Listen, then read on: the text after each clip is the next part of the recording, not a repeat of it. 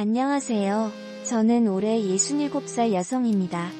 저에게는 아직도 지옥과도 같은 끔찍한 잊지 못할 기억이 있고 세상 무엇과도 바꿀 수 없는 보물이 있습니다. 바로 아들 둘입니다. 아들은 둘도 없는 여자들입니다. 첫째는 어렸을 때부터 어른스러웠고 공부도 썩 잘했습니다. 정말 학창시절 말썽 한 번 피운 적 없이 공부만 하던 모범생이었고 올바르게 자라 명문대를 나와서 현재 건실한 대기업에 다니고 있습니다. 반면에 저희 둘째는 형과는 전혀 다른 스타일입니다. 공부보다는 노는 걸 좋아했고 끼가 많아서 춤이나 노래 이런 대회도 나가기도 하고 술도 좋아하며 여자친구도 많이 만나던 아이였습니다. 그래도 둘째 역시 인성만큼은 올바르게 커서 성인이 되어서는 국토대 장정도 다니고 운동도 열심히 하더니 헬스대회도 나가 상도 타면서 열심히 살더니 그 뒤로 사업에 재능이 있었는지 개인 사업을 하면서 돈을 벌어 저희한테 효도한다고 꼬박꼬박 가족여행도 같이 다니고 했었습니다. 그렇게 저희 가족은 참 행복했습니다. 그렇게 행복했던 저희 가족이 언제부터인가 이 모든 악몽의 시작이 어디에서부터였을지 아직도 모르겠습니다. 큰애가 31살이 될 무렵 저희 집에서 결혼 이야기가 많이 나오기 시작했습니다. 남편은 이제 자신의 나이도 60이 되었다며 어서 하루라도 빨리 아들이 결혼하는 걸 봐요. 마음 편히 노후를 살 수 있겠다며 큰아들을 결혼시키기 위해서 이곳저곳을 알아보았고 제 아들이라서가 아니라 누가 봐도 괜찮은 남편감이었던 제 아들에게 교회 집사님의 권유로 다른 집사님의 따님을 소개받게 되었습니다. 며느리는 제 아들과 비슷한 학벌의 대학을 졸업하여 경제활동을 활발히 하고 있는 아주 생기발랄하고 싹싹한 여자였습니다.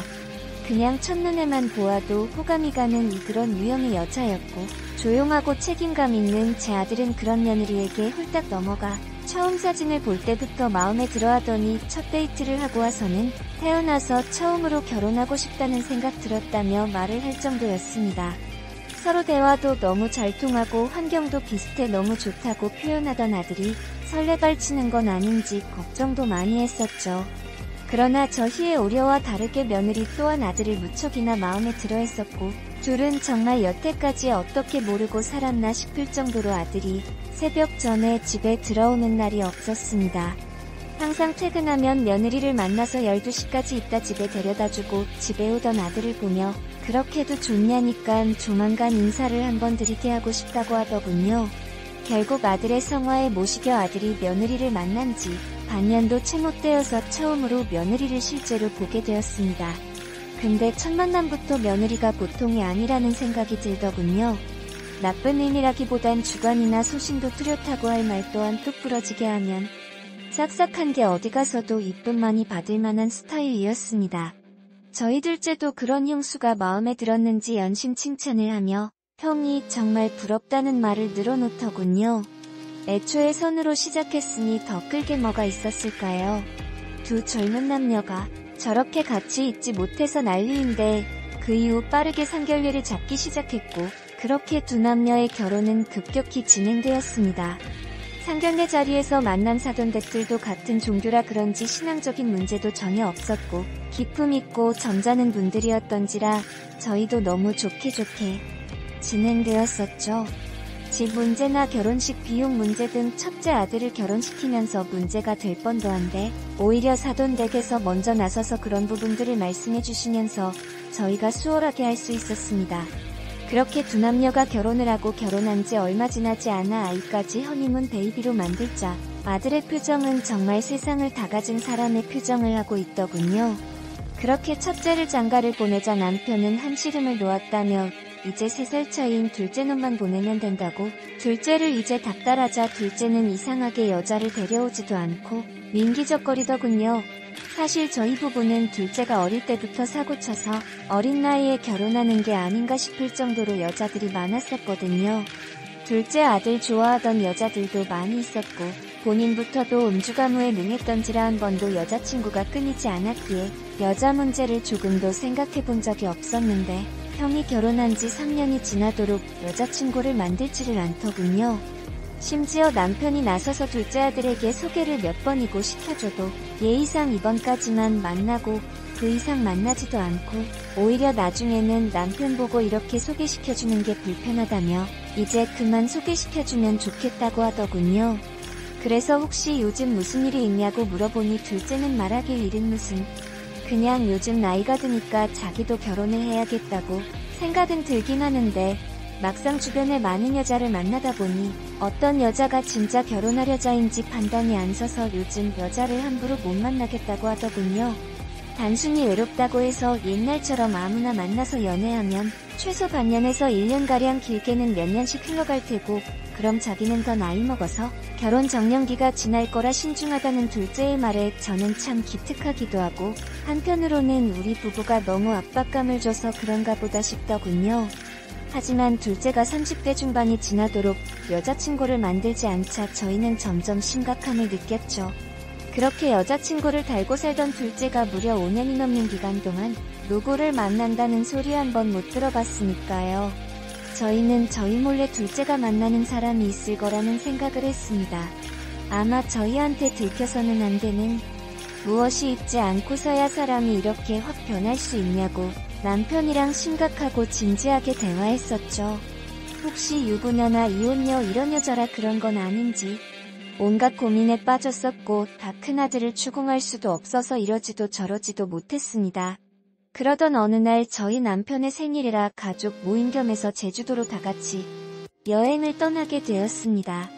첫째 아들 가족과 저희 둘째 아들 그리고 저희 부부까지 6명이서 제주도의 리조트를 빌려서 가족 여행을 떠났었지요. 10년 만에 온 제주도가 좋다며 이리저리 다들 신나하는데 저희 둘째 표정이 참으로 착잡해 보이더군요. 저는 둘째 아들에게 왜 그러냐니까 아무것도 아니라고 둘러대던 둘째를 보며 분명 무슨 고민이 있구나라는 생각을 했었습니다. 그리고 그 고민의 정체를 저는 그날 밤 우연히 목격하게 됩니다. 저희가 손녀 약을 깜박하고 차 안에 두고 내려서 손녀 감기약을 찾으러 가려 했으나 며느리가 약을 찾으러 간다고 했고, 첫째 아들은 손녀를 돌보고 있었으며 둘째가 그럼 자기가 비도 오는데 주차장까지 형수랑 다녀오겠다며 차키를 들고 나가더군요. 저는 그러려니 하다가 생각해보니 제 혈압약도 차 안에 놔두고 온 게 생각이 나서 전화를 꺼니 둘 다 전화기를 놔두고 나갔더군요. 어쩔 수 없이 옷을 챙겨 입고 주차장으로 따라 나갔습니다. 주차장이 호텔 리조트가 워낙 큰 곳이라 좀 멀리 있었거든요. 차를 찾고자 여기가 맞나 저기가 맞나 하며 둘러보는데 충격적인 장면을 목격하고 맙니다. 저희 둘째 놈과 며느리가 끌어안고 입을 맞추고 있더군요. 처음에는 제가 노망이 나서 미쳐가지고 헛것을 봤나 했지만 아무리 봐도 두 손으로 두 눈을 비비고 봐도 제 둘째 아들이 맞았습니다. 순간 심장이 너무 뛰어서 전 그들을 피해서 후다닥 숨었고, 비를 맞으면서 저희 둘째 아들과 첫째 며느리가 하는 걸 다 지켜보았습니다. 심지어 차 안에 들어가서도 한참을 있다가 나오더군요. 그들이 먼저 돌아가는 걸 보고 제 혈압약도 잊은 채로 저는 반쯤 정신이 나간 상태로 방에 돌아왔고, 둘째와 며느리는 저보고 어디 갔다 왔나는 말에 주차장에 약을 가지러 갔었다고 하니깐 둘째와 며느리는 얼굴이 하얗게 질려서 왜 우린 엄마를 못 봤지 하면서 당황해하더군요. 그래서 저도 일단은 둘러댔습니다. 나도 차가 어딨는지 몰라서 잘못 찾아갔다고. 막상 차를 찾으니까 너네가 안 보여서 그냥 다시 돌아왔다니까. 그냥 둘이서 또 갔다 온다길래 됐다고. 그냥 첫째랑 갔다 온다니까. 며느리와 둘째 아들의 눈에 눈동자가 지진이 난 것처럼 흔들리더군요. 아무것도 모르는 첫째 아들의 손을 잡고 나가면서 혹시 요즘 며느리랑 문제 있는 것 있냐니까 전혀 없다면서 태평한 소리를 하는 첫째. 그러고는 다음에 올 때는 둘째 공공이 녀석도 언능 결혼해서 저희 형제 부부 다 같이 와서 부모님 모시고 다시 오고 싶다는데 차마 거기서까지 자기 동생 챙기는 아들놈에게 무슨 말을 해야 될지 입이 떨어지지 않더군요. 둘의 모습으로 보아하니 절대 하루 이틀 이렇게 만난 것도 아니고 남편과 저의 짐작대로 둘째는 여자가 있었지만 저희한테 절대로 보여줘서는 안 되는 여자가 있었던 겁니다. 바로 자기의 형수라는 여자죠. 제가 어느 정도 눈치를 채는 걸 느꼈는지 그때부터 둘째는 일부러 형수와의 거리를 두기 시작했으나 다 같이 앉아있을 때 식탁 밑으로 손을 잡고 있는 걸 저는 또 보고 말았습니다. 결국 집에 돌아와 남편에게 이 사실을 모두 털어놓았습니다. 남편도 말문이 막혔는지 아무 말도 못하고 앉아있다가 첫째도 아는 사실이냐는 말에 모른다니깐 절대로. 이 비밀은 지켜야 된다고 둘째를 따로 조용히 불러서 이야기를 해보자고 했습니다. 그날 저녁 퇴근하고 돌아온 둘째를 앉혀놓고 이야기를 시작했더니 둘째는 체념한 얼굴로 고개를 숙이고 있다가 다른 여자가 눈에 안 들어오는데 어떡해요? 라고 말을 꺼내더군요.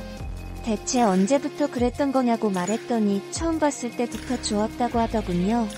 제 남편은 설마 하면서 손녀가 혹시 네 아이냐?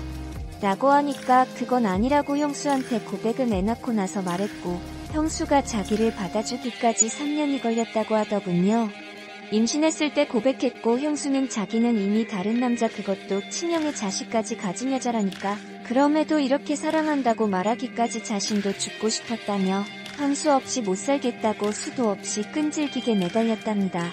결국 며느리도 넘어가서 둘째랑 바람이 난 거라네요. 그럼 둘이 사귀기 시작한 지가 벌써 3년이 넘었다는 소리입니다. 이 엄청난 사실에 저는 망연자실해졌습니다. 저는 둘째 아들에게 너 형을 어떻게 보려고 그러냐니까 안 그래도 이번 제주도에 형수와 조카 형이 같이 있는 모습을 보는데 자기도 마음이 찢어지는 것 같았다고 한 형한테도 정말 미안하고 형수랑 둘이 있을 때는 서로 좋아 죽는데 사랑하는 가족들 앞에서 이렇게 연기해야 되는 모습들이 정말 숨을 쉴 수가 없다고 하더군요. 결국 저희들의 설득 끝에 자신도 알고 있다고 형이 모를 때 끝내야 된다는 걸 이대로 가다가는 끝이 밤일 뿐인 것도 안다면서 정말 죄송하다고 말을 하더니 모든 사업을 다 정리하고 둘째는 호주로 떠났습니다. 올해로 벌써 둘째 나이가 30대 후반에 접어들고 있네요. 차마 언제 돌아오나는 말은 못하고 가끔씩 연락 오는 안부 전화만 하고 있는 상태입니다. 첫째는 아무것도 모르고 둘째가 보고 싶다고 말하는데 저는 그 옆에 있는 첫째 며느리를 볼 때마다 마음이 착잡하네요.